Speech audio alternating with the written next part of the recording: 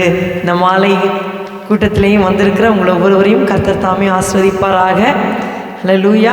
உம்மோடு செலவிடும் ஒவ்வொரு நிமிடமும் வீணாக போகாதையா, என்னை பலவானாய் மாற்றும் ஐயா. ஆமென். கர்த்தரோட இந்த தாமஸ் என்ன பண்ணார்? ஈவினிங் வரல. என்னாச்சு? ஆண்டவர் எல்லாருக்கும் காட்சி குடிக்கும்போது தோமா அங்கே இல்லை. மற்றவங்கெல்லாம் ஆசீர்வாதத்தை வாங்கிட்டாங்க, சமாதானம் வாங்கிட்டாங்க, ஏசப்பா பார்த்து சந்தோஷப்பட்டாங்க, இதெல்லாம் இழந்துட்டாங்க. நம்ம எவ்ரி டைம் நம்ம கூடி வரும் பொழுது ஒரு ஆசீர்வாதம் கட்டாயம் நம்ம வைத்திருக்கிறார். வராதவங்க இழந்து போயிடுவாங்க. சரிங்களா? சரி, நம்ம இந்த வேத பாடத்துக்கு நேராக கடந்து போவோம். போன வார வேத பாடத்தில் நம்ம டிஸ்பென்சேஷன், கால நியமம், அதை குறித்து நம்ம கவனித்தோம் இல்லையா? தேவன் ஒவ்வொரு டைம் பீரியட்லையும் எப்படி மனிதர்களோடு இடைப்பட்டார், என்னென்ன பொறுப்புகள் கொடுக்கப்பட்டது, என்ன என்று சொல்லி நம்ம பார்த்தோம் இல்லையா? எத்தனை டிஸ்பென்சேஷன் பார்த்தோம்? நம்ம 8 பார்த்தோம். சரியா? 7 பொதுவாக சொல்கிறது. ஆனால் 7 வருஷத்தை அவங்க மிஸ் பண்ணிடுறாங்க. ஸோ அதையும் சேர்க்கும் பொழுது மொத்தமாக 8 டிஸ்பென்சேஷன் பார்த்தோம். ஜஸ்ட்டு ஒரு பேக்கப் கொடுத்துட்றேன். அறியாமையின் காலம், இன்னசென்ஸ், மனசாட்சியின் காலம், அடுத்தது ஹியூமன் கவர்மெண்ட், அடுத்தது வாக்கு தத்தத்தின் காலம், அடுத்தது நியாயப்பிரமாணம், அடுத்தது கிருபையின் காலம், அடுத்தது உபத்திரவ காலம், அடுத்தது ராஜ்யம். சரிங்களா? ஸோ நம்ம இப்போ எத்தனாவது நியமத்தில் இருக்கிறோம்? கிருபையின் காலத்தில் இருக்கும். எப்போ அது ஃபுல் ஸ்டாப் வைப்பார்னு யாருக்கும் தெரியாது. ஆனால் சீக்கிரமாக அவர் மத்தியாயத்தில் வந்துட்டார்னா அது நின்று போயிடும். அப்புறம் கிருபை கிடையாது. இப்போ நமக்கு கிருபை இருக்குது. எத்தனை தடவை கேட்டாலும் ஆண்டவர் ஸ்டோரில் வச்சுருக்காரு, நமக்கு நிச்சயமாக தருவார். இப்பொழுது நம்ம பார்க்க போகிறது தலைப்பு கவர்னன்ஸ் இன் த பைபிள். வேதாகமத்தில் இருக்கக்கூடிய உடன்படிக்கைகள். நான் கொடுக்குறதெல்லாம் ஓவரால் ஸ்டடி தான். அதை நம்ம நல்லா நம்ம நல்லா அந்த ஓவரால் இதை பார்க்கும்போது அப்புறம் உள்ளே போக போக போக ஆசீர்வாதமாக இருக்கும். உடன்படிக்கை, வேதத்திலே காணப்படுகிற உடன்படிக்கைகள், இதெல்லாம் அப்படியே சொல்கிறேன், முடிஞ்சால் எழுதிக்கோங்க, கேட்டுக்கோங்க. What is a கவர்னன்ட்? கவர்னன்ட்னா என்ன? உடன்படிக்கைனா என்னன்னா ஒரு அக்ரிமெண்ட், 2 தேவனுக்கும் மனிதனுக்கும் நடுவில் ஏற்படுத்தப்படுகிற ஒரு ஒப்பந்தம் தான் என்னது? உடன்படிக்கை. எபிரேய பாஷையில் பெரீத். இதெல்லாம் நம்ம ஸ்டடி பண்ணுறோம். ஸ்டடியில் வரும்போது எல்லாமே நம்ம தெரிஞ்சுக்கணும். ஓகேவா? எபிரேய பாஷையில் பெரீத், அதாவது ஒரு ஒப்பந்தம், உடன்படிக்கை, 2 குரூப் நடுவில் இருக்கிற ஒரு ட்ரீட்டி, பேக்ட், அக்ரிமெண்ட். கிரேக்க பாஷையில் டியாதேகே, டெஸ்டமெண்ட் ஆர் கவனன்ட். சரிங்களா? ஏற்பாடுன்னு சொல்கிறோம், உடன்படிக்கை. எதற்காக ஆண்டவர் வேதத்தில் இது மாதிரி உடன்படிக்கையெல்லாம் கொண்டு வந்தார்னா, மனுக்குலத்தை நோக்கி தமக்கு அவர் நிறைய திட்டங்கள் வச்சிருக்கிறாரு. அதை வெளிப்படுத்தும்படியாக, to reveal his plan about humanity. அதற்காக தான் இந்த உடன்படிக்கை. அது மட்டுமல்ல, தம்முடைய கிருபையும் உண்மையும் மனுக்குலத்துக்கு காட்டணுங்கிறதுக்காகத்தான் உடன்படிக்கைகளை தேவன் ஏற்படுத்தினார். சரிங்களா? மொத்தம் எவ்வளோ உடன்படிக்கை அப்படின்னு பார்த்தீங்கன்னா 7 உடன்படிக்கைகள் இருக்கிறது. நம்ம ஒவ்வொன்றாக நம்ம பார்க்க போகிறோம். தலைப்பு சொல்லிடுறேன். எல்லாமே இந்த டேப்லெட் காலத்தில் இருந்து ஈஸியாக நம்ம ஞாபகம் வச்சுக்கலாம். தலைப்பு 1 2 3 4 5 6 7 நீங்கள் பிரிச்சுக்கோங்க. கவர்னன்ட் நீங்கள் எழுதிக்கிறதா கிடையாது, எழுதிக்க. அந்த தலைப்பு நான் சொல்லிவிட்டு ஒவ்வொன்றா உள்ளே போகிறேன். சரிங்களா? Covenant, person involved. Second topic தலைப்பில் person involved. Third topic biblical reference, அதாவது உடன்படிக்கை எந்த மனிதனோடு உடன்படிக்கை செய்யப்பட்டது, அதை பர்சன் எழுதிக்கோங்க, அல்லது மனிதன் இதான் எழுதிக்கோங்க. அடுத்தது பிப்ளிக்கல் ரெஃபரன்ஸ், வேத ரெஃபரன்ஸ். தமிழில் வர மாட்டேங்குது. ஓகேவா? சரி, பைபிள் வேர்சஸ் அப்படி எழுதிக்கோங்க. ஃபோர்த்து தலைப்பு கீ தீம் ஆர் ப்ராமிஸ். ஒன்று அந்த இடத்துல ஒரு வாக்குத்தத்தம் இருக்கும், இல்லைன்னா ஒரு நிபந்தனை இருக்கும். வாக்குத்தத்தம் அல்லது நிபந்தனைன்னு எழுதிக்கோங்க. 4 முடிச்சிட்டிங்களா? 5வது ஜஸ்ட்டு நம்ம தெரிஞ்சுக்கிறதுக்கு, அது நிபந்தனைக்கு உட்பட்ட உடன்படிக்கையா, நிபந்தனை இல்லாத உடன்படிக்கையா. இங்கிலீஷில் கண்டிஷனல் ஆர் அன்கண்டிஷனல்.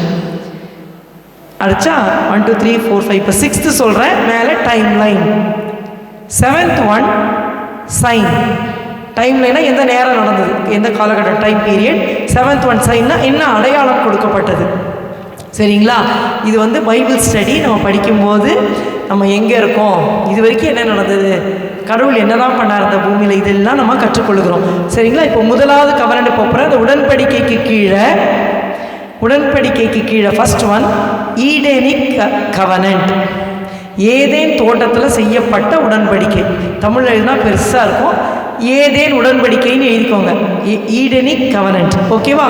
அதில் இன்வால்வ் பண்ணப்பட்ட பர்சன் யாருன்னா யாராக இருப்பாங்க?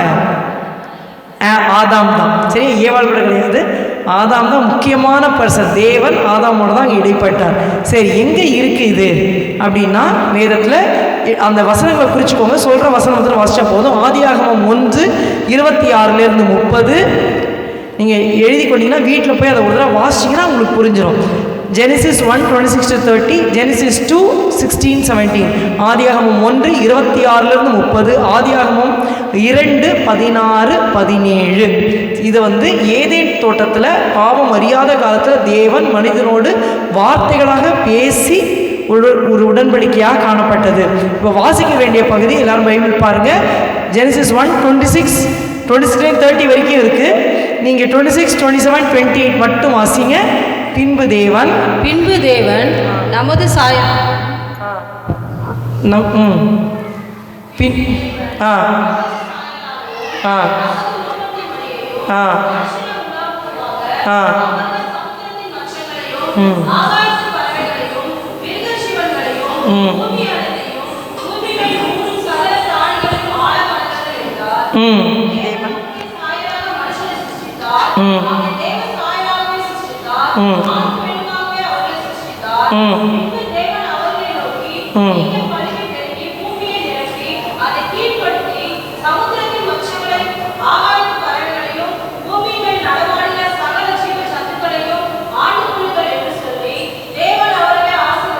ஆமென். இதோடு இருக்கட்டும். ஒரு செகண்ட் நம்ம ஜெபம் பண்ணிடலாம்.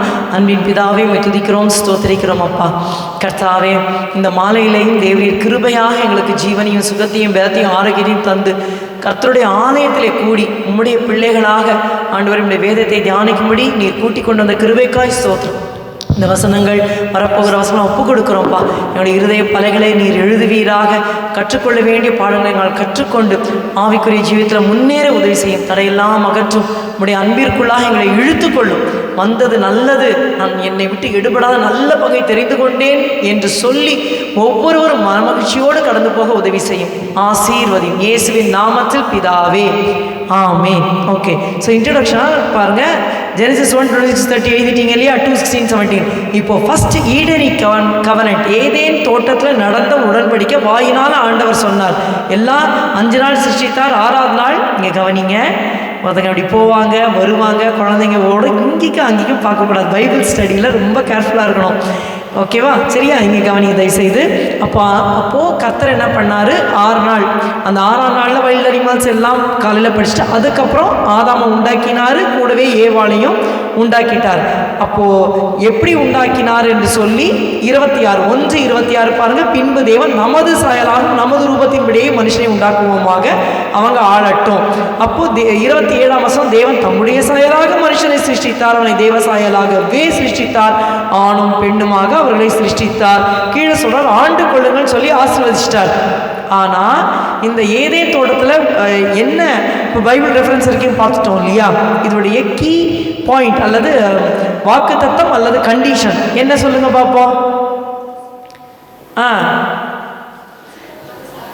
ஆமாம், நீ வந்து இந்த தோட்டத்தில் இருக்கிற எல்லா மரத்தோட பழத்தையும் சாப்பிடலாம். ஆனால் என்ன பண்ணக்கூடாது? நன்மை தீமை அறியத்தக்க மரத்தோட பழம் மட்டும்தான் நீ சாப்பிடக்கூடாது. ஸோ அந்த இடத்துல அதை தான் ஆதியாகமம் 2:16-17 இப்போ வாசிங்க. தேவனாகிய கர்த்தர் மனுஷனை நோக்கி ஆதியாகமம் 2:16-17.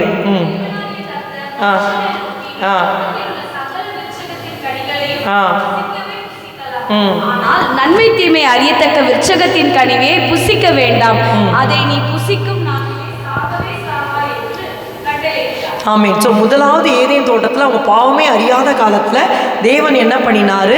இந்த ஒரு உடன்படிக்கையை சொல்லி, பாரு உனக்கு நான் எல்லாம் தந்துட்டேன், உனக்கு பூமியை நீ ஆண்டுக்கும், என் சாயெல்லாம் உன்னை படைச்சிட்டேன், ஆனால் ஒரே ஒரு கண்டிஷன், ஒரு நிபந்தனை அதில் வந்து இந்த தலைப்பில் நிபந்தனை இருக்கும், இல்லைனா வாக்குத்தத்தம் இருக்கும். ஒரே நிபந்தனை தான், நீ எதை வேணால் சாப்பிட்டோ எல்லாம் அனுபவிச்சுக்கோ, ஒரே ஒரு மரத்தோட பழத்தை மட்டும் சாப்பிடாத, நன்மை தீமை அறியத்தக்க மரத்தோட பழத்தை சாப்பிடக்கூடாது.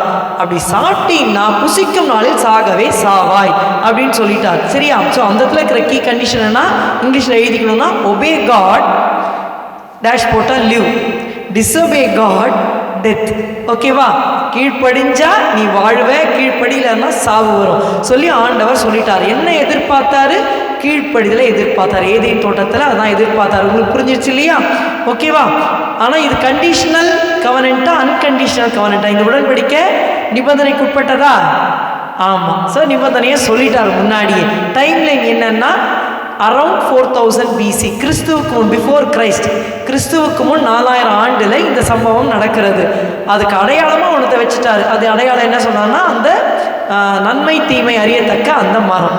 புரிஞ்சுதுங்களா? ஸோ இதுதான் ஃபஸ்ட்டு கவர்னன்ட். என்ன நடந்தது? முதல் உடன்படிக்கை நல்லபடியாக ஜெயிச்சாங்களா? அவங்க ஜெயிக்கலை, தோத்துட்டாங்க. கர்த்தர் வந்து தேவசாயலாகவே படைக்கிறார்.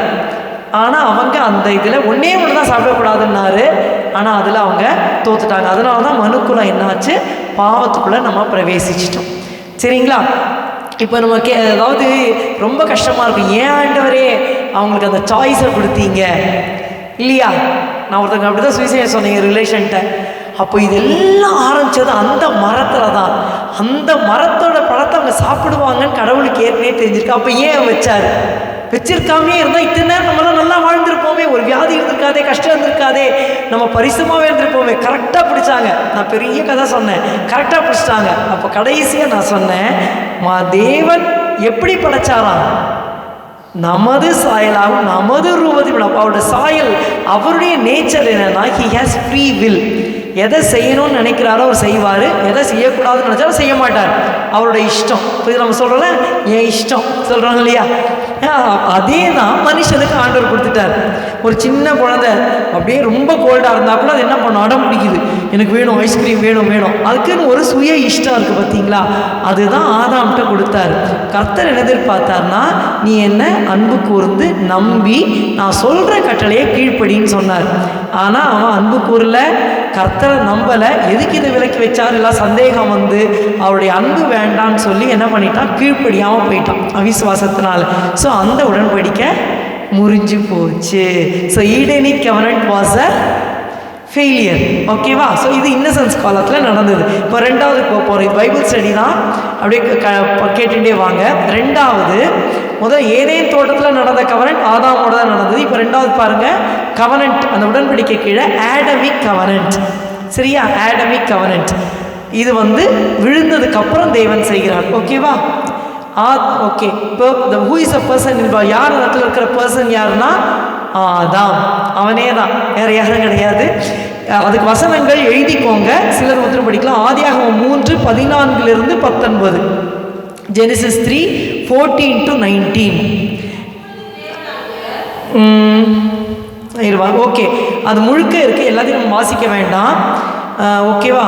அதில் வந்து என்ன நடக்குதுன்னா, உங்களுக்கு தெரியும் இல்லையா? வசனங்கள் தெரியும். கர்த்தர் என்ன பண்ணுறாரு? கேட்குறாரு ஆதாம்கிட்ட, நீ புசிச்சியா?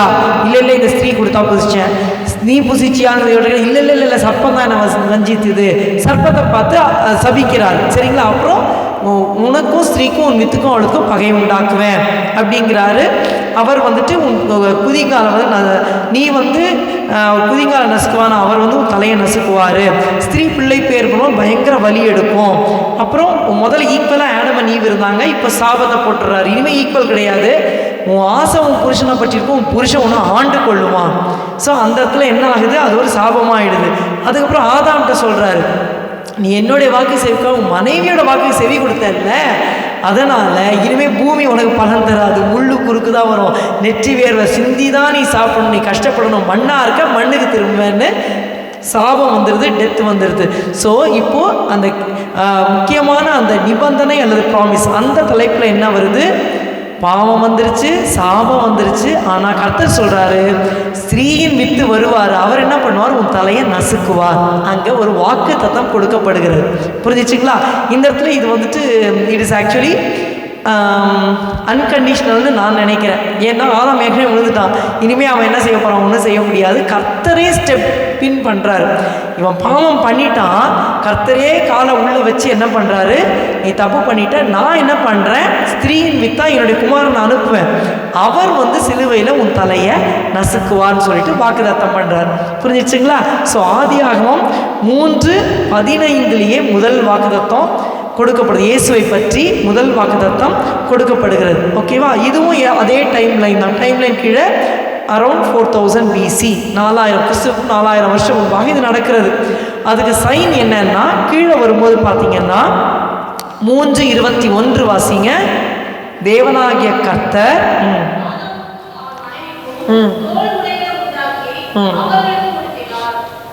தோல் உடைகளை உண்டாக்கி அவர்களுக்கு உடுத்தினார். அப்போ ஏதோ ஒரு மிருகத்தை அடித்து அதை சாகடித்து அந்த ரத்தத்தினால மன்னிப்பு உண்டாக்கி தோலை எடுத்து ட்ரெஸ் பண்ணி உடுத்துறார்.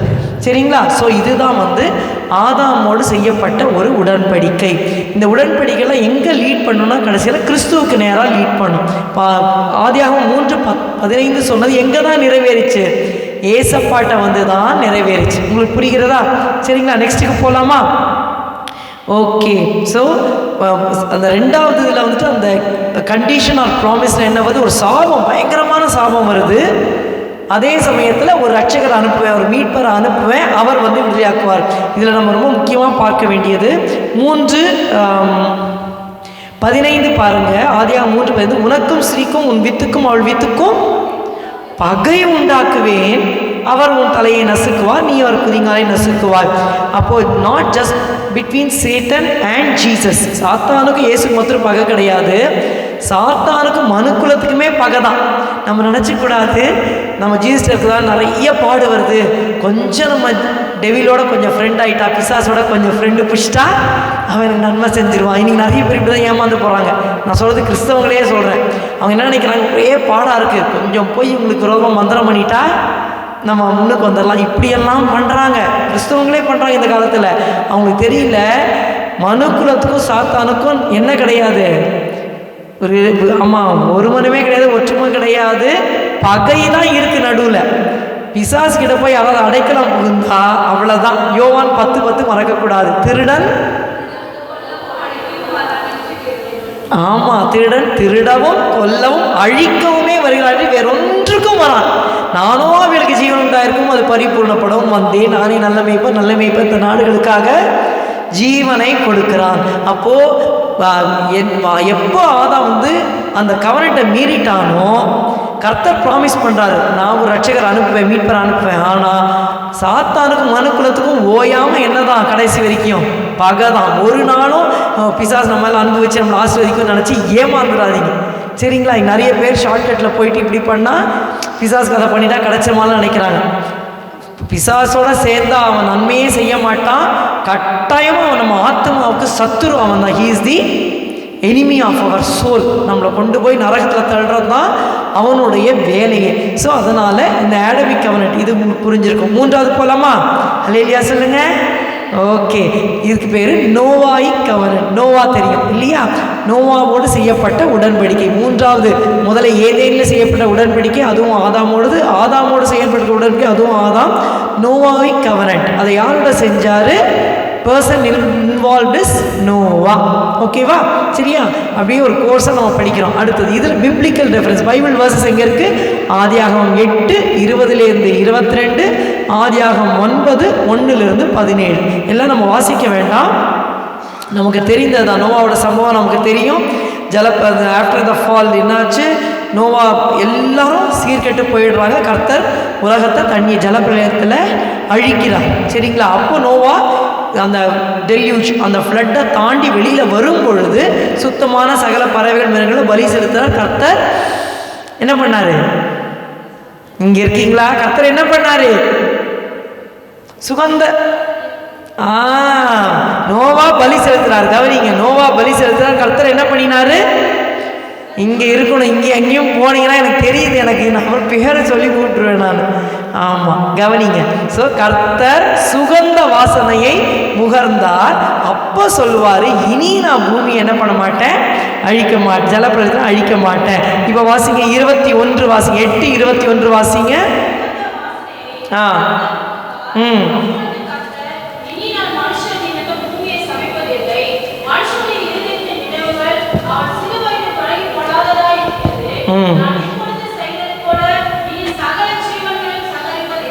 ஆமேன். அப்போ கர்த்தர் சங்கரிக்கலன்னு சொல்லிட்டாரு.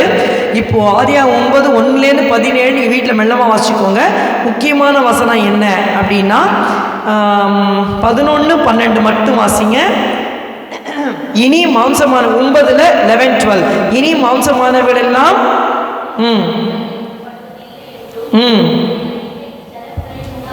என்றும் உங்களோட என் உடன்படிக்கையை ஏற்படுத்துகிறேன் என்றார். அன்றியும் தேவன் எனக்கு உங்களுக்கும் உங்களிடத்தில் இருக்கும் சகல ஜீவ ஜந்துக்களுக்கும் நித்திய தலைமுறைகளுக்கு என்று நான் செய்கிற உடன்படிக்கையின் அடையாளமாக நான் என் வில்லை மேகத்தில் வைத்தேன். அது எனக்கு பூமிக்கும் உண்டான உடன்படிக்கைக்கு அடையாளமாக இருக்கும். உடன்படிக்கை வார்த்தை பார்த்தீங்களா? ஸோ இங்கே தான் அதை வந்து நம்ம வெளிப்படையாக பார்க்குறோம். நோவாவோட கவரண்ட்டில் தான் வெளிப்படையாக நம்ம பார்க்குறோம். அப்போது கர்த்தர் என்ன பண்ணார், தண்ணீர்னால் அந்த ஜலப்பிரளயத்தினால் முழுக்க அந்த எர்த்தை அழித்ததுக்கப்புறம் தானாக முன் வந்து சொல்கிறார்.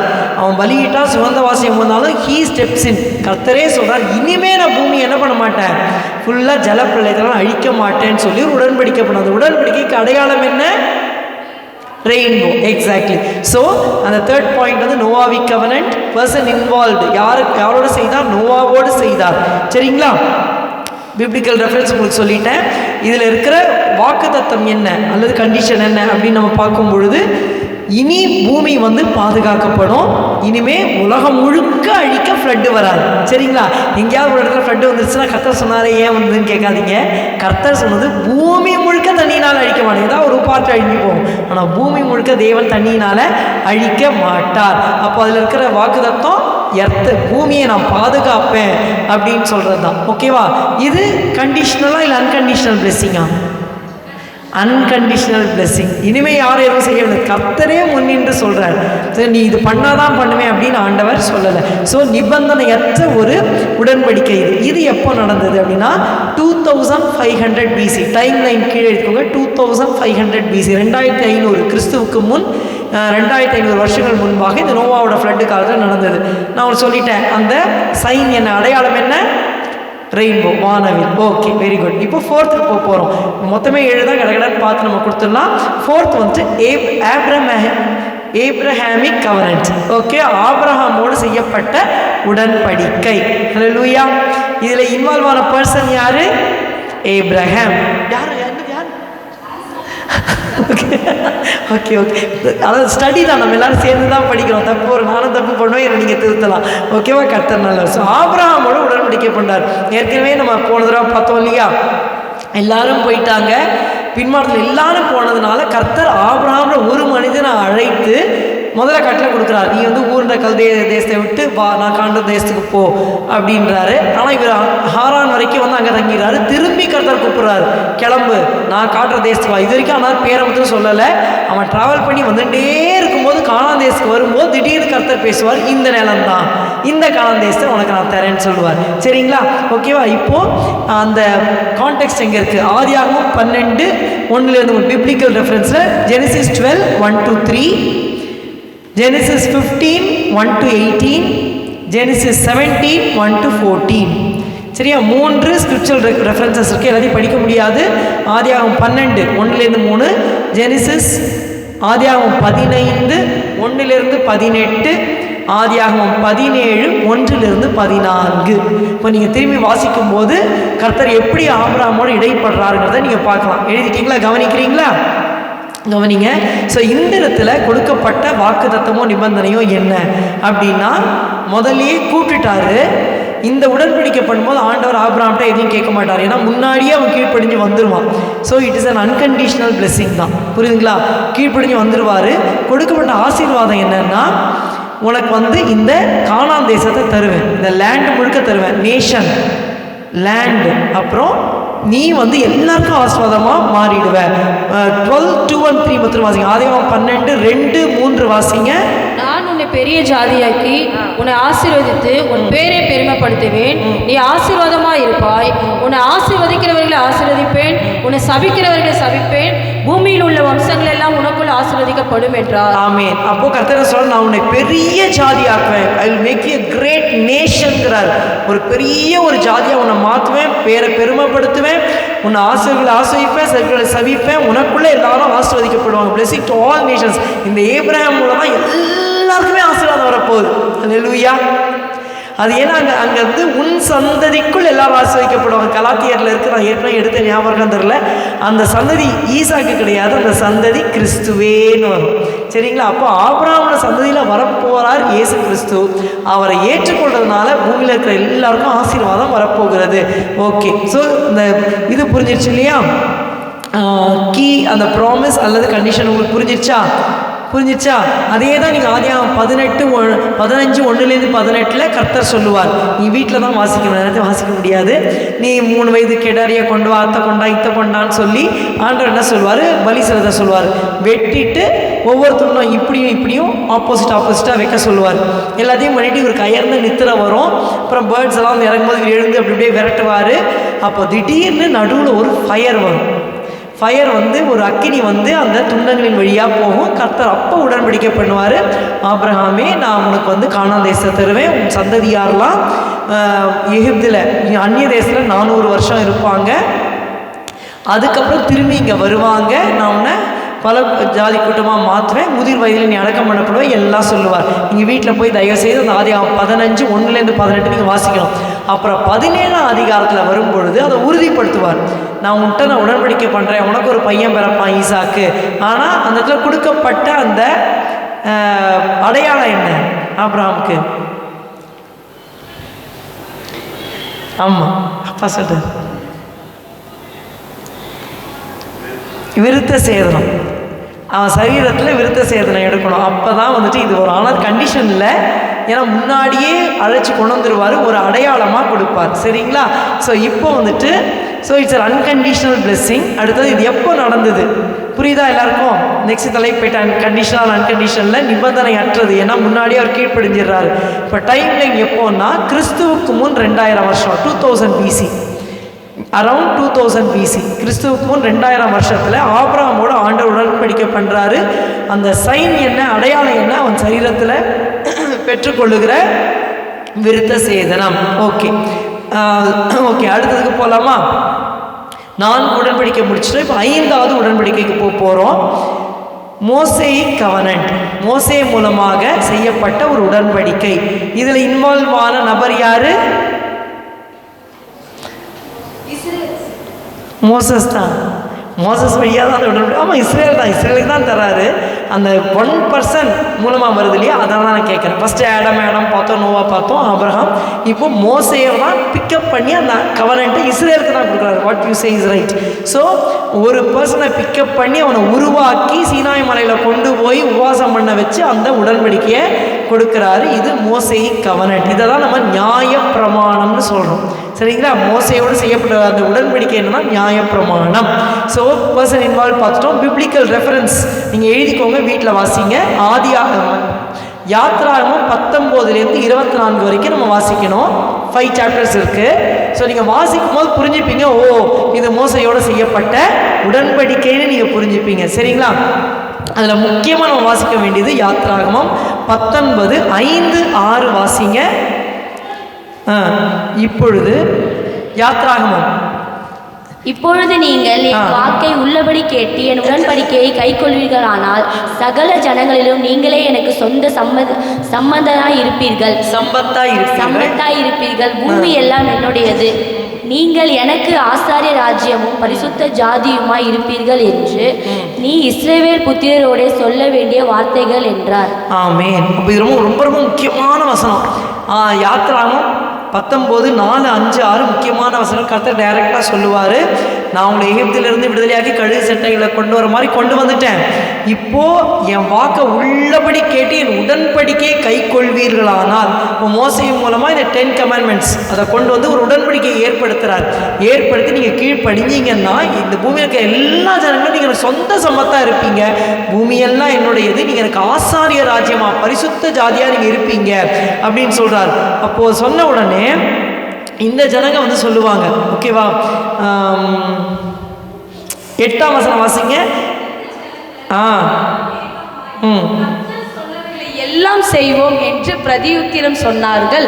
ஜனங்கள் சொன்ன வார்த்தைகளை மோசே கர்த்தரிடத்தில் தெரிவித்தார். ஆமென். இந்த உடன்படிக்கை புரியுதா? அப்போ கர்த்தர் மோசேயை நடுவில் வச்சு சொல்றாரு, நீ வாக்கெல்லாம் கேட்பீங்களா, நியாயப்பிரமாணம் தான் கீழ்ப்படிங்களா அப்படின்னு சொல்லி கேட்டோம்ச்சா இந்த ஜனங்க என்ன வாக்கு பாருங்க அப்படியே. அதற்கு ஜனங்கள் எல்லாரும் ஏகமாய் கர்த்தர் சொன்னவைகளை எல்லாம் செய்வோம் என்று பிரதியுத்திரம் சொன்னார்கள். இதுதான் அந்த கவனன்ட். புரியுதுங்களா உங்களுக்கு? அதாவது மெயின் கவனன்ட்னு சொல்லலாம். அப்போது இஸ்ரேல் ஜனங்களை தேர்ந்தெடுத்து ஒரு ஹஸ்பண்ட் வந்து கல்யாணம் பண்ண போகிற கேட்குறாரு, நீ வந்துட்டு சொல்கிற பேச்செல்லாம் கேட்பியா, நான் கல்யாணம் பண்ணால் கேட்பியானா அந்த பொண்ணு சொல்லுது, நீங்கள் என்னெல்லாம் சொல்கிறீங்களோ நான் கேட்குறேன், வாக்கு கொடுக்குது இல்லை. அதை மாதிரி இவங்க வாக்கு சொல்ல நிச்சயதார்த்தம் மாதிரி ஒரு கல்யாணம் மாதிரி அங்கே ஆயிடுது. ஒரே சந்தோஷமாக இருக்காங்க. ஆனால் போக போக தான் தெரியுது இவங்களால என்ன பண்ண முடியல, நியாயப்பிரமாணத்தை கை கொள்ள முடியல. அன்பு கூர்ந்தான் செய்ய முடியும், செஞ்சவங்க இருக்காங்க. ஆனால் இவங்க அவிசுவாசம், எப்போ பாரு முரட்டாட்டம், முறுமுறுப்பு, அதனால் அவங்க வந்து செய்யலை. அப்போது இந்த நியாயப்பிரமாணத்தில் இருக்கக்கூடிய கண்டிஷன் ஆர் ப்ராமிஸ் என்ன? ஆண்டவர் 613 கட்டளைகள் கொடுத்தார். 10 கட்டளைகள் மெயின் கமாண்ட்மெண்ட்ஸ் கொடுத்தாரு. ஆனால் எல்லாமே நிபந்தனைக்கு உட்பட்ட ஆசீர்வாதங்கள். சரிங்களா? ஒன்று கூட நியாயப்பிரமாணத்தில் சும்மா அப்படியே ஃப்ரீயாலாம் தூக்கி கொடுக்கல ஆண்டவர். நீ இதை செஞ்சால் உனக்கு நடக்கும், இதை நீ கீழ்ப்படியலன்னா உனக்கு இது. அதாவது மெயினாக சொல்கிறேன், நீங்கள் கண்டுபிடிச்சி சொல்லுங்கள். நீ வந்து கீழ்ப்படிஞ்சா உனக்கு ஆசீர்வாதம், கீழ்ப்படியலன்னா சாபம். எந்த அதிகாரத்தில் வருது? எந்த அதிகாரத்தில் வருது? ஆசீர்வாதமும் சாபமும் எந்த அதிகாரத்தில் மெயினாக எழுதி வச்சிருக்காரு ஆண்டவர்? சரி, நீ வாளாகாமல் தலையாவாய் கீழாமல் அந்த எந்த அதிகாரத்தில் வருது பார்த்தீங்களா? அதாவது நீங்கள் படிக்கும் போதே நீங்கள் அதையும் சேர்த்து படிக்கணும். நல்ல வசனம்லாம் உங்களுக்கு தெரிஞ்சிருக்கு, ஆனால் எங்கே இருக்குன்னு தெரியல பாருங்க. யாருமா என்னது, என்ன புக்கு சொல்லு முதல்ல? உபாகமம். Very good. டியூட்ரானமி. என்ன சாப்டர்? 28. சரிங்களா? அப்பா எத்தனை தடவை இங்கே பாஸ்டர் எடுக்கிறாரு. வானத்தின் பொக்கிஷ தரப்பால் நிறைய எடுத்திருக்காரு இங்கே வசனம். நீங்கள் கேட்டுட்டு விட்டுறீங்க, விடக்கூடாது. அதுதான் சொல்கிறேன். சில பேர் உலக பிரமாண ஆசீர்வாதத்துக்காக மாத்திரம் சாப்பிட்டா போதும், வேலை அது இதுன்னு இப்படியே இருப்பாங்க, மேலேயே வர முடியாது. மற்றவங்களுக்கு ஆசீர்வாதம் ஆனோம்னா நம்ம கலெக்ட் பண்ணி வைக்கணும் ஸ்டோர் ஹவுஸில். இப்போ டியூட்ரானமி 28, உபாகமம் 28 இந்த வாரத்தில் நீங்கள் போய் வாசிச்சு பாருங்கள். அதில் 14 வசனம் வரைக்கும் ஆசீர்வாதம் வரும். நீ வந்து வார்த்தையை நல்லா கவனித்து கேட்டு பின்பற்றினா இந்த ஆசீர்வாதம் எல்லாம் உன்மேல் வந்து உனக்கு பலிக்கும். ஆனால் நீ கேட்காம அந்நிய தேவர்கள் பின்னாடி போனோன்னா பெரிய லிஸ்ட் அங்கே சாபம் எழுதி வச்சுருக்காரு. பெரிய லிஸ்ட் அது. உபாகமம் 28 வீட்டில் போய் நீங்கள் வாசிங்க. ஸோ இதுதான் நியாயப்பிரமாண மோசேக்கு கொடுக்கப்பட்ட மோசே கவனன்ட். மோசே மூலமாக வந்த நியாயப்பிரமாண உடன்படிக்கையை கீழ்ப்படிஞ்ச ஆசீர்வாதம், கீழ்ப்படியலன்னா சாபம். புரிஞ்சிச்சிங்களா? So it's a conditional blessing. ஓகேவா? இது எப்போ நடந்தது? 1500 BC, 1500 வருஷம் கிறிஸ்துவுக்கு முன் 1500 வருஷம் இந்த டைம் லைனில் நடந்தது. இவங்களுக்கு கொடுக்கப்பட்ட அடையாளம் என்ன? இஸ்ரவேல் புத்திரருக்கு இல்லை சைன் நம்ம இல்லை ஸ்டோன் டேப்லெட்ஸ் இல்லை. ஓகே, இல்லை இல்லை இல்லை. இஸ்ரவேல் புத்திரர் கட்டாயம் தலைமுறை தோறும் இதை கடைபிடிக்கணும். தலைமுறை தலைமுறை தலைமுறை இப்போ வரைக்கும் இன்னும். Exactly, got it's, very good. இஸ்ரவேல் புத்திரர் கட்டாயமாக சாபத்தை அனுசரிச்சே ஆகணும். 7th day they must not work. 7வது நாள் வேலை செய்கிறவன் கொலை செய்யப்பட வேண்டும். ஏன்னா 6 நாள் தேவன் உலகத்தை சிருஷ்டித்தார், 7ஆம் நாளிலே ஓய்ந்திருந்தார். இஸ்ரவேல் புத்திரரை தனக்குன்னு பிரித்து எடுத்து கொண்டு வந்துட்டாரு. இப்போ இந்த ஜனங்கள் அவரோட சொந்த ஜனங்கள். நான் எப்படி 7ஆம் நாளில் ஓய்ந்திருந்தேனோ, நீ என்னை தேடுற நாள் அது, அந்த நாளில் போய் நான் வேலை பண்ணி துட்டு சம்பாதிக்கிறேன்னா கர்த்தர் சபிப்பார். இஸ்ரவேல் ஜனங்களுக்கு தலைமுறை தலைமுறை தலைமுறை தலைமுறை தோறும் அது நித்திய கட்டளை. புரியுதுங்களா? So Sabbath is very important. அதனால தான் ஆண்டவரை இயேசு கிறிஸ்து புதிய ஏற்பாட்டில் என்ன பண்ணார்? சூமுன கையோட கையை நீட்டுன்றாரு. சபாத்தில் தான் எல்லாம் பண்ணுவார். ஓய்வு நாளில் போய் சொல்லுவாங்க, அவனுக்கு எரியும் அப்படியே. ஒவ்வொருத்தரும் பாரிசி ஸ்கிரைப்ஸுக்கு ஓய்வு நாளை மீறுறான், இவன் நிச்சயமாக யூதன் கிடையாது, இவன் கர்த்தரோட பிள்ளை இல்லைன்னு சொல்லி இயேசுக்கு விதமாக சாகடிக்கணும், கொலை பண்ணணும் வராங்க. ஏன்னா பழைய ஏற்பாட்டில் நியாயப்பிரமாணத்தில் ஓய்வு நாளை கட்டாயமாக அனுசரிக்கணும். அந்த ஹீலான 38 வருஷம் ஹீலானவன் படுக்கையை சுருட்டி எடுத்துகிட்டு போகிறான், அதுக்கும் குற்றம் கண்டுபிடிக்கிறாங்க. கையை சும்முன கையை நீட்டினா குற்றம் கண்டுபிடிக்கிறாங்க. அப்போ அந்த 18 வருஷம் கூனியாக இருந்தவளை கர்த்தர் நியமித்திட்டார். அந்த ஜெபாலயத்தில் சொல்கிறான், உனக்கு சுகமாகிறதுக்கு மற்ற நாள் இல்லையா, ஏன் நீ ஓய்வு நாளில் சுகமாறு? அப்போ கர்த்தர் கேட்குறாரு, ஏண்டா இப்படி மாய்மாலக்காரனாக இருக்கிற உன் ஆடு மாடு குழியை எடுத்து விட மாட்டியா? நீ ஏன் 18 வருஷமாக சாத்தான் கட்டிட்டு இந்த ஓய்வு நாளை விடுதலையாக்க வேண்டாமா? ஆனால் அவங்க ஏற்றுக்கலை. எப்படி இவன் யூதன்னு சொல்கிறான், தீர்க்கதரிசின்னு சொல்கிறான், ஆனால் நியாயப்பிரமாணத்தை கை கொள்ளியே. அப்போ கர்த்தர் சொல்வார், மனுஷகுமாரன் ஓய்வு நாளுக்கும் ஆண்டவராக இருக்கிறார். ஓய்வு நாள் மனுஷனுக்காக உண்டாக்கப்பட்டது, மனுஷன் ஓய்வு நாளுக்காக அதை மாற்றும் போது அவங்களால ஏற்றுக்கொள்ள முடியல. ஸோ இஸ்ரவேல் புத்திரருக்கு ஓய்வு நாள் மீறக்கூடாத ஒரு சட்டம். சரிங்களா? ஓகே. ஸோ அந்த ஓய்வு நாளை ஆசரிக்கிறது தான் இந்த மோசே கவனில் ரொம்ப ரொம்ப முக்கியம். நிறைய இருந்தது, இது ரொம்ப ரொம்ப முக்கியமான ஒரு கட்டளையாக ஒரு சைனா ஆண்டவர் வைத்திருந்தார். இப்போ 5 புரிஞ்சிச்சு இல்லையா? ஏடனிக் கவனன்ட், ஆடமிக் கவனன்ட், ஆதாமனோடு செய்த உடன்படிக்கை, நோவாவோடு செய்த உடன்படிக்கை, ஆபிரகாமோடு செய்த உடன்படிக்கை, மோசையோடு செய்த உடன்படிக்கை. ஆச்சா, அடுத்தது ஒன்று இருக்கிறது, டேவிடிக் கவனன்ட். டேவிட் தாவீதோடு செய்யப்பட்ட உடன்படிக்கை. இதில் இன்வால்வ் ஆன பர்சன் யாரு? டேவிட். பிப்ளிக்கல் ரெஃபரன்ஸ் சொல்கிறேன், எழுதிக்கோங்க. 2 சாமுவேல் 7ஆம் அதிகாரம் 12-16. 2 சாமுவேல் சாப்டர் 7 12 to 16. ஓகே. இந்த இடத்துல அவனுக்கு கொடுக்கப்பட்ட நிபந்தனையும் வாக்குத்தத்தமும் என்னென்னு பார்த்தீங்கன்னா, நித்திய ராஜ்யம். இந்த தாவீதோட இது என்னன்னா, தேவனை ரொம்ப அன்பாக தேடுவான். அதனால் கர்த்தர் சொல்லிடுவார், நீ என் இருதயத்துக்கு ஏற்றவன், உன் சந்ததியில் தலைமுறை தலைமுறை தலைமுறையாக ஒரு ராஜா இருப்பான் அப்படின்னு சொல்லிடுவார். சரிங்களா? இப்போ 2 சாமுவேல் 7 எல்லாம் படிக்க வேண்டாம். 2 சாமுவேல் 7ஆம் அதிகாரம் எடுத்துக்கோங்க. ஒரு 2 வசனம் வாசிட்டு நம்ம போயிடலாம். 12 to 16 இருக்கு. சரிங்களா? 12th வசனம் வாசிங்க. 12ஆம் வசனம்.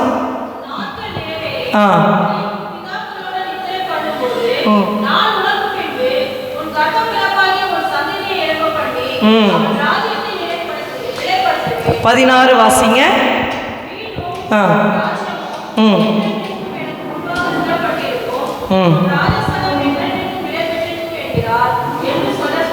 உன் வீடும் ஒரு ராஜ்யமும் ஒரு ராஜாசனம் என்றைக்கும் நிலை பெற்றிருக்கும்.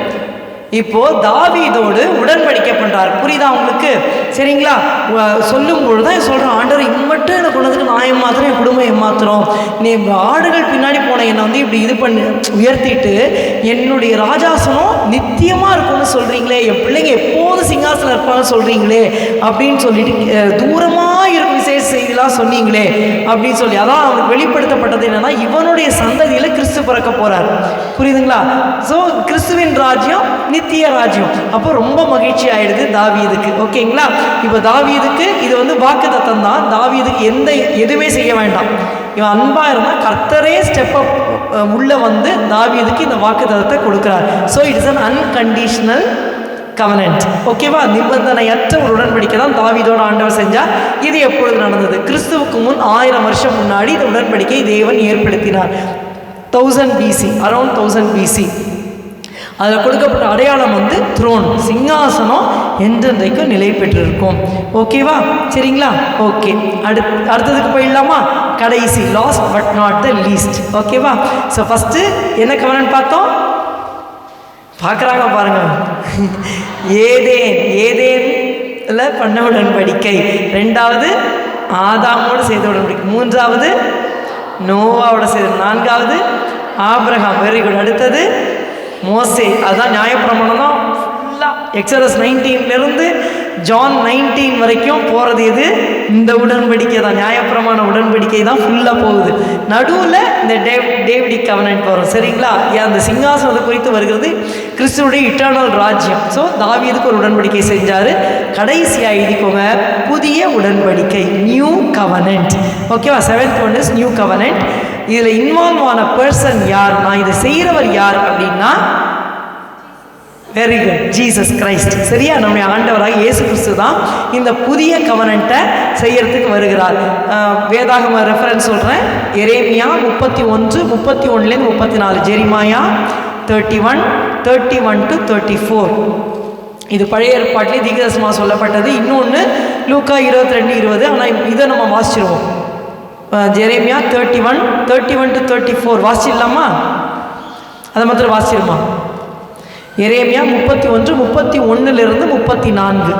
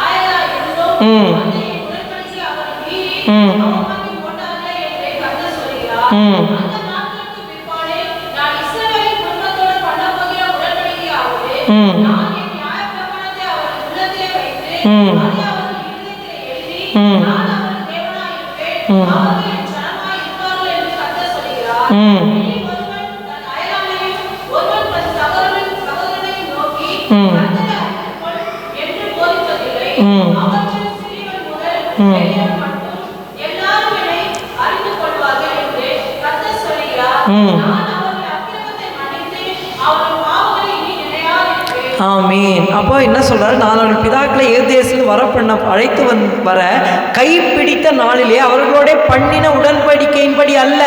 அவ கைப்பிடிச்சு கொண்டு வந்தாரு. எக்ஸடஸ் 19, யாத்ராம் 19 என்ன சொன்னார்? நியாயப்பிரமாணத்தை கொடுக்குறேன்னு சொன்னார். ஆனால் இவங்க அதில் நிலை நிற்கலை. சரிங்களா? கர்த்தர் கீழ்ப்படியில் அந்த என் உடன்படிக்கையை அவர்கள் மீறி அவமாக்கி போட்டாங்க. அதனால் இந்த நாட்களுக்கு பிற்பாடு என்ன உடன்படிக்கை பண்ண போகிறேன்? நான் என் நியாயப்பிரமாணத்தை அவர்கள் உள்ளத்திலே வைத்து, ஸோ இருதயத்தில் லாவை வச்சிடுறாரு.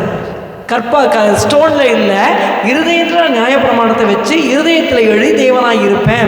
இனிமேல் இன்னொருத்தர மாதிரி கர்த்தரை அறிந்துகொள் கர்த்தரை சொல்ல வேண்டிய அவசியம் இல்லை அப்படின்னு சொல்கிறார். பாவத்தை நினைக்க மாட்டேன். இப்போ லூக்கா 22, 20 மட்டும் வாசிங்க. புதிய ஏற்பாட்டில் லூக்கா 22, 20. போஜனம் பண்ணின பின்பு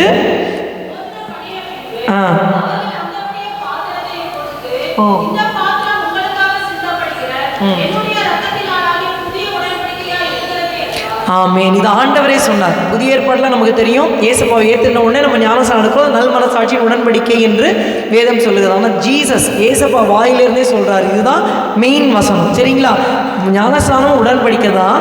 ஆனால் அது மட்டும் இல்லை, கர்த்தர் சொல்கிறாரு, போஜனம் பண்ணின பின்பு அவர் அந்தபடியே பாத்திரத்தையும் கொடுத்து, இந்த பாத்திரம் உங்களுக்காக சிந்தப்படுகிற என்னுடைய இரத்தத்தினாலாகிய புதிய உடன்படிக்கையா இருக்கு. It's a new covenant. ஆண்டவராக இயேசுவே செய்கிறார். இது கண்டிஷனலா அன்கண்டிஷனலா? அன்கண்டிஷனல். ஏன்னா நம்ம கேட்கல. அவரே நமக்கான ஒருத்தர் சரண்யா வருவாங்க, பாவத்தில் இருப்பாங்க, 2026 வருஷத்தில் இருப்பாங்க.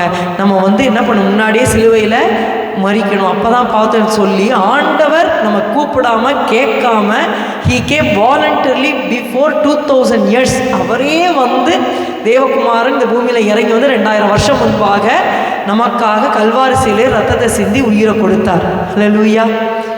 அவருடைய அன்பு, புரியுதுங்களா? அப்போ மனுக்குலத்தோட ஒவ்வொரு தடவையும் ஆண்டவர் உடன்படிக்கை பண்ணி ஆசீர்வாதம் பண்ணணும்னு நினைக்கிறாரு. ஒவ்வொரு தடவையும் அந்த மீன் வழிக்கு போகிற மாதிரி இதுங்க போயிட்டே இருக்குதுங்க. சரிங்களா? ஆபிரகாமுக்கு இப்போ நோவாக்கு சொன்னார் பூமியை அழிக்க மாட்டேனார், அது பொதுவான ஒரு இது. ஆனால் ஆபிரகாம்லேருந்து சொல்கிறாரு, உனக்குள்ள எல்லாரும் ஆசீர்வதிக்கப்படுவாங்க. அப்போ ஆபிரகாமால் நிறைவேற்ற முடியாது. இதெல்லாம் ஐ வில் டூ இட்னு ஆண்டவர் சொல்லி செய்கிறார். இது எங்கே நிறைவேறுது? கிறிஸ்துவுக்குள்ள. ஆபிரகாமோட செஞ்ச உடன்படிக்கை கிறிஸ்துவுக்குள்ள தான் நிறைவேறுது. மோசையின் நியாயப்பிரமாணம் கடைப்பிடிக்கவே முடியல. எதுக்கு எழுந்துக்கிறாங்க எழுந்துக்கிறாங்க முடியல. அப்போ என்ன சொல்கிறாரு, இந்த உடன்படிக்கையில் புது உடன்படிக்கை கொண்டு வருவேன். அப்போ இந்த நியாயப்பிரமாணம் ஒரு டீச்சர் மாதிரி இருந்து இவர் ஜீசஸை பாரு, நீ ஜீசஸை ஏற்றுக்கோன்னு சொல்லி வழி நடத்துது. தாவீதுக்கு ஒரு சிங்காசனம் கொடுக்குறாரு, அதை விட்டுருவோம். புதிய உடன்படிக்கை என்ன ஆண்டவர் பண்ணாருன்னா, அவரே நமக்காக பலியானார், அதுக்கு அடையாளமாக. ஸோ இந்த இடத்துல ப்ராமிஸ் வாக்குத்தத்தமாக கொடுக்கப்பட்டது என்ன, new covenant person involve is Jesus Christ. வசனம் சொல்லிட்டேன். கொடுக்கப்பட்ட வாக்குத்தத்தம் என்னன்னா மன்னிப்பு. ஹல்லேலூயா. யாரெல்லாம் இயேசுவை ஏற்றுக்கொள்கிறாங்களோ, irrespective of anything, caste, creed, என்ன பண்ணியிருக்கோம் அதெல்லாம் ஒன்றுமே கிடையாது. ஏசுக்கிட்ட ஒருத்தன் வந்து நான் உங்களை ஏற்றுக்கிற ஆண்டவரே, உங்களை நம்புகிற ஆண்டவரேன்னு சொல்லிட்டா அப்படியே மன்னிச்சிருவார். க்ளீன் ஸ்லேட், முன்னாடி இருக்கிறது எல்லாம் வைப் அவுட் ஆகிடும். ஹல்லேலூயா. ஒரு போதகர் இப்படியாக சொன்னார், கர்த்தர் என்ன பண்ணுவார், நம்முடைய பாவங்கள் எல்லாம் எடுத்து சமுத்திரத்தின் ஆழத்தில் போட்டுருவாராம். போட்டுட்டு மேலே ஒரு இது வச்சு ஒரு ஃப்ளாக் மாதிரி வச்சுருவாராம். என்ன வைப்பாராம், நோ ஃபிஷிங் ஹியர்னு போட்டுருவாராம். திரும்பி இந்த இடத்துல மீன் பிடிக்கக்கூடாது அப்படின்னு போட்டுருவார். நம்ம பாவங்கள்லாம் எடுத்து சமுத்திரத்தின் ஆழத்தில் போட்டு மேலே ஒரு பெரிய ஒரு ராடு மாதிரி வச்சு ஒரு ஃப்ளாக் போட்டு நோ ஃபிஷிங் ஹியர், இந்த இடத்துல நீ மீன் பிடிக்கக்கூடாது, தோண்டி எடுக்கக்கூடாது. இன்னொன்று நான் எப்போ பாரு கேட்பேன், ஆண்டவரே பாவத்தை மன்னிக்கிறேன்றீங்க, முதுகு பின்னாடி போடுறேன்றீங்க, அப்போ நீங்கள் திரும்பி பார்த்துட்டா நான் என்ன பண்ணுறது, எப்போ பாரு எனக்கு டவுட் வரும். அப்போ தான் பாஸ்டர் மூலமாக எனக்கு சொல்லப்பட்டது. அதாவது கர்த்தர் என்ன பண்ணுறாரு, என் பாவத்தை இப்படி எடுத்து முதுகு பின்னாடி போடுறாரு. இப்போ கர்த்தர் இப்படி திரும்புறாரு, இப்போ பாவம் எங்கே இருக்கும், அவர் முதுகு பின்னாடி இங்கே தான் இருக்கும். திரும்பி இப்படி திரும்புறாரு, எங்கே இருக்கும் பாவம், முதுகு பின்னாடி. புரியுதுங்களா? அவரால் பார்க்கவே முடியாது. ஹல்லேலூயா. ஈஸ்ட்டுக்கும் வெஸ்ட்டுக்கும் கிழக்கு மேற்கு எவ்வளவு தூரமோ அவ்வளோ தூரம் பாவங்களை நம்ம விட்டு விலக்கினார், மனப்பூர்வமாக ஸ்நேகிக்கிறார். இதில் நம்ம இதுனா இது அன்கண்டிஷனல், நம்ம செஞ்சதுனால அவர் செய்யலை, அவர் ஏற்கனவே செஞ்சு முடிச்சிட்டாரு, ஜஸ்ட்டு நம்ம ஏற்றுக்கணும். இதை எப்போ செஞ்சார், டைம்லைன் என்ன, இந்த உடன் very good 33 AD or 30 AD, ஏன்னா முன்னுக்கு பின்னுக்கு இருக்கும். ஸோ கிறிஸ்துவுக்கு முன்னு இல்லை, இது கிறிஸ்துவுக்கு பின் ஏடியில் 30 AD. ஏடினா ஆனா டொமினி, இந்த இயர் ஆஃப் த லார்ட், ஆண்டவருடைய வருஷத்திலேன்னு சொல்லுவோம். ஏன்னா ஏசப்பா பிறக்கும்போது ஹிஸ்ட்ரியை ரெண்டாக பிரிக்கிறார், கிறிஸ்துவுக்கு முன், கிறிஸ்துவுக்கு பின். ஸோ கிறிஸ்து பிறக்கிறது 1 BC அல்லது 1 AD அப்படின்னா அங்கேருந்து 33 வருஷம். ஆனால் சில பேர் சொல்கிறாங்க ஒரு 4 வருஷம் முன்னாடின்னு சொல்கிறாங்க. ஆண்டவர் இயேசு அந்த 1 ADயில் பிறக்கலை, 4 BCலேயே பிறந்துட்டாரு. 4 BC, 3 BC, 2 BC, 1 BC. அந்த 1 BC தான் 1 AD. ஸோ அங்கேருந்து புரியுதா நமக்கு சொல்கிறது, 33 வருஷம்னா ஒரு 4 BC, அதனால தான் 30 ADன்னு இப்போ மாற்றுறாங்க. ஆனால் யாரும் எதையும் கால்குலேட் பண்ண முடியாது, சும்மா ஒரு அரவுண்டு தான். ஸோ அரவுண்ட் 30 ஆர் 33 AD ஆண்டவரே இந்த உடன்படிக்கையை, புது உடன்படிக்கையை ஸ்தாபிச்சிட்டார். இப்போ நம்ம ஒன்றும் இல்லை, ஏசப்பாவை ஏற்றுக்கிட்டோம், நமக்கு கிருபையாக மன்னிப்பை தராரு, கிருபையை தராரு, புது இருதயத்தை தராரு, நமக்கு ரட்சிப்பை தராரு, நம்ம இருதயத்திலேயே லாஸை எழுதிடுறாரு. இப்போ யாரும் ஒருத்தர் பார்த்து நீ கர்த்தரை அறிந்து சொல்ல வேண்டியதில்லை அப்படின்னா என்ன அர்த்தம்னா, மன்னிக்கணும், கர்த்தரை அறிந்து கொள்றது நம்ம சேர்ந்து பண்ணி நம்ம முன்னுக்கு வரணும். ஆனால் இது எதை குறிக்குதுன்னா, ரட்சிக்கப்பட்டவன்கிட்ட திரும்பி போய் குத்த வேண்டிய சாதாரணமாக இதாலே அவனுக்குள்ள ஆவியானவர் பேசுவார். போய் பயங்கரமாக உணர்த்தணும்லாம் அவசியம் கிடையாது. உண்மையாக ரட்சிக்கப்பட்டவனுக்கு தப்பு பண்ணால் உடனே ஆவியானவர் அங்கேயே பேசிடுவார். ஸ்ட்ரெயிட்டாக போய்லாம் சொல்லணும்னு அவசியம் கிடையாது. உண்மையாக ரட்சிக்கப்பட்டிருந்தா, ரட்சிக்கப்படாமல் அறவேக்காடாக இருந்து சும்மா சபைக்குள்ளே போகிறவங்க அவங்களுக்கு போதிச்சு நம்ம கொண்டு வரணும். ஸோ கர்த்தரை அறிந்து கொண்டு சொல்ல வேண்டிய அவசியம் இல்லை, உள்ள ஆவியானவர் வந்துடுவார், இருதய பலகையில் லாவை எழுதிடுவார், இது சரி இது தப்பு, கர்த்தர் உள்ளத்துலேருந்து பேச ஆரம்பிச்சிடுவார். ஓகேங்களா? So it's unconditional blessing. அதாவது தேவனோட நல்ல ஒரு உறவை கொண்டு வந்துடுவார், அதுதான் அதோடைய மெயின் ப்ராமிஸ். ஓகேவா? டைம்லைன் 30 AD சொல்லிட்டேன். இதனுடைய அடையாளம் என்னமா கொடுத்தாரு, நியூ கவர்னன்ட்டுக்கு அடையாளம் என்ன, 2 சொல்லுமா, 1 மாத்திரம் சொல்லு, சிலுவர், bread and wine. Very good. அப்பமும் திராட்சரசம். சரியா? இந்த அப்பம் உங்களுக்காக பிற்கப்படுகிற என்னுடைய சரீரமாக, இந்த பாத்திரம் என் இரத்தத்தினாலாகிய புதிய உடன்படிக்கையாக இருக்கிறது, பாவ மன்னிப்பு உண்டாகும்படி அநேகருக்காக சிந்தப்படுகிற என்னுடைய இரத்தமாக இருக்கிற புதிய உடன்படிக்கைன்னு சொன்னார் ஆண்டவர். ஸோ லிட்ரலாக இது bread and wine flesh and blood கிடையாது, இது ஒரு அடையாளம் தான். சரிங்களா? அப்போ நம்ம எடுக்கும்போது நினைவு கூறணும், எனக்காக ஆண்டவராகிய இயேசு 2000 வருஷம் முன்னாடி வந்து சிலுவையிலே ரத்தம் சிந்தி மரித்தார்.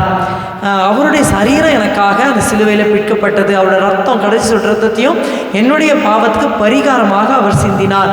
அதை நம்ம நினைவு கூர்ந்து அதை நம்ம எடுக்கணும். அப்படி எடுக்கும் பொழுது we become members of the body of Christ. சரிங்களா? கிறிஸ்துவின் சரீரத்தில் அவயத்தில் நம்ம இந்த ஃபிங்கராக இருப்போமோ இந்த நெயிலாக இருப்போமோ தெரியாது. ஆனால் அங்கத்து உலகம் முழுக்க அவரோட சபை இருக்குது. சரிங்களா? சர்ச்சுக்குள்ளே வர்றவங்கெல்லாம் கிடையாது. அதாவது இந்த திருவிருந்தில் பார்ட்டிசிபேட் பண்ணணும் உணர்வோடு. அவங்கெல்லாம் கிறிஸ்துவின் சரீரத்தில் அங்கமாக இருப்பார்கள். ஸோ கர்த்தர் வந்துட்டு இந்த கடைசி உடன்படிக்கை இதுதான். இதை வந்து நம்ம முறிக்கவே கூடாது. அது இஸ்ரேல் தேசத்தில் என்ன பண்ணுவாங்க சொல்லி முடிச்சிடுறேன். அவங்க என்ன பண்ணுவாங்கன்னா, அந்த மாப்பிள்ளை வந்து கல்யாணம் பண்ணுறதுக்கு முன்னாடி அந்த மாப்பிள்ளை என்ன பண்ணுவாங்கன்னா, அந்த வைனை கொண்டு வந்து ஃபஸ்ட்டு இவர் குடிப்பார். அந்த ப்ரீஸ்ட் இங்கே தான் இருப்பாங்க. அந்த பொண்ணு இருக்கும் கூட, சொந்தக்காரங்க அம்மா அப்பா அம்மா எல்லோரும் இருப்பாங்க. அந்த மாப்பிள்ளை என்ன பண்ணுவார், ஜூஸில் இது ஒரு கஷ்டம். இது அவங்க வந்து மாப்பிள்ளை வந்து குடிப்பார். இப்போ பொண்ணுக்கிட்ட கொடுப்பார் அவர்.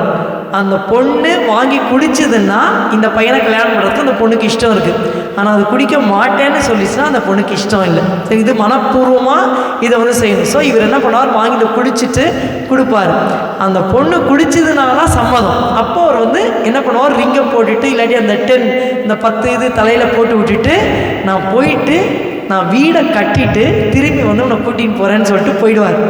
1 வருஷமோ 2 வருஷமோ போய் அந்த ஸ்திரீ வந்து அந்த 10 வெள்ளிக்காசில் ஒன்று தொலைஞ்சு போச்சே, ஒரு கிஃப்ட்டு கொடுப்பார் அந்த மாப்பிள்ளை. ஃப்யூச்சர் பிரைட் ரூம் என்ன பண்ணுவார்னா, ஒரு கிஃப்ட்டை அந்த பொண்ணுக்கு கொடுப்பார். நீ இதை பத்திரமா வச்சுக்கணும், நான் போயிட்டு வீடை கட்டிட்டு முடிச்சதுக்கப்புறம் வந்து கூட்டின்னு வருவேன்னு சொல்லிட்டு போயிடுவார். நிச்சயதார்த்தம் ஆயிடுச்சு. குடிச்சிட்ட உடனே நிச்சயதார்த்தம் ஆயிடுச்சு. இவர் போயிடுவார். எப்போ வருவார்னு தெரியாது. மோஸ்ட்லி 1 இயர் இருக்கும். போய் இவர் என்ன பண்ணணும்னா, சொந்தமாக காசை இதை சவதரித்து கஷ்டப்பட்டு வீடு கட்டி முடித்ததுக்கப்புறம் அவர் வருவார். எப்போ வேணால் வருவார். வீடு கட்டி முடிச்சா எப்போ வேணால் வருவார். வந்து பார்க்கும்போது அந்த கிஃப்ட்டை அவள் பத்திரமா வச்சுருக்கணும். வச்சுருந்து அவள் ரெடியாக இருந்தான்னா கல்யாணம் பண்ணிட்டு போவார். ஆனால் அவள் வந்துட்டு ஆமாம் 1 வருஷம் ஆச்சு 2 வருஷம் ஆச்சு எல்லாம் கொடுத்துட்டு போனார். சரி, நான் நைஸாக இன்னொரு லவ்வரை வச்சுக்கிறேன் அப்படின்னு வச்சுருந்தான்னா அந்த கற்பு இல்லாமல் போயிடுறா இல்லையா, விட்டுட்டு போயிடுவார். இதுதான் ரகசிய வருகையில் நடக்கும். ஸோ ஆண்டவர் என்ன பண்ணிட்டார், நிச்சயதார்த்தம் பண்ணிட்டார். நம்ம என்ன பண்ணுறோம், திருவிருந்து எடுக்கிறோம். என்ன சொல்கிறோம், அவர் அந்த கப்பை கொடுத்தார், அன்னைக்கு கொடுத்தார். இன்னி வரைக்கும் ஆண்டவரே நான் உங்களுடைய மனவாட்டியாக எனக்கு ஆசையாக இருக்குது சொல்லி நம்ம எடுக்கிறோம். அப்போ அவரும் என்ன பண்ணுறாரு, ஆயத்தம் பண்ணிகிட்டே இருக்கிறார். எத்தனை வருஷம் கட்டுறாரு வீடு? ஆமாம், 2000 இயர்ஸாக கட்டுறாரு. அது முடிஞ்சிருச்சு. எப்போ முடியும் தெரியாது. அது முடிஞ்சிருச்சுன்னா பிதா சொல்வார், போய் கூட்டுவான். திடீர்னு வருவார். நம்ம ஆயத்தமாக இருந்தோம்னா சக்கரத்துக்கிட்டு போயிடுவார். அவ்வளோதான். அதுக்கப்புறம் பாடு இல்லை. இப்போ தான் நமக்கு பாடுகள். அந்த ரகசியவர்கள் முடிஞ்சிச்சுன்னா பாடே கிடையாது. ஹல்லேலூயா. ஸோ இந்த உடன்படிக்கையில் கர்த்தாவே எங்களை காத்துக்கொள்ளும். இந்த புது உடன்படிக்கையில் ஸோ இந்த சொன்னதெல்லாம் வந்து ஒரு அவுட்லைன் தான். கர்த்தர் நமக்கு கிருபை தருவாராக. ஜெபம் பண்ணிடலாமா? புரிஞ்சிச்சா? ஸ்தோத்திரம் ஸ்தோத்திரம் ஸ்தோத்திரம் ஸ்தோத்திரம். 1 நிமிஷம் கண்களை மூடி ஜெபம் பண்ணி முடிச்சிடலாம். ஆண்டவரே உங்கள் ஸ்தோத்திரம். நீர் உடன்படிக்கையின் தேவன். நம்ம பாட்டு பாடுறோம் இல்லையா, உடன்படிக்கையின் தேவன் தம் உண்மையில் பிசகாதவர் அப்படின்னு ஒரு பாட்டு. ஒரு உடன்படிக்கையின் தேவன் தம் உண்மையில் பிசகாதவர். அப்போ இந்த கர்த்தருடைய சரீரத்தையும் ரத்தத்தையும் நம்ம எடுக்கிறதுனால அதுக்கு அடையாளமாக நம்ம எடுக்கிறோம். அவர் அந்த உடன்படிக்கையில் ஆண்டவரே, I am willing every time we take the communion we are saying I am willing to be your bride Lord. ஆண்டவரே, உம்முடைய மனவாட்டியாக இந்த உலகத்தெல்லாம் விட்டுட்டு உம்மோடு வர நான் ரெடியாக இருக்கேன். ஆண்டவரே, நான் உம்மோடு வாழ நான் ஆசைப்படுறேன்னு சொல்லி ஒவ்வொருத்தையும் நம்ம கமிட் பண்ணுறோம்.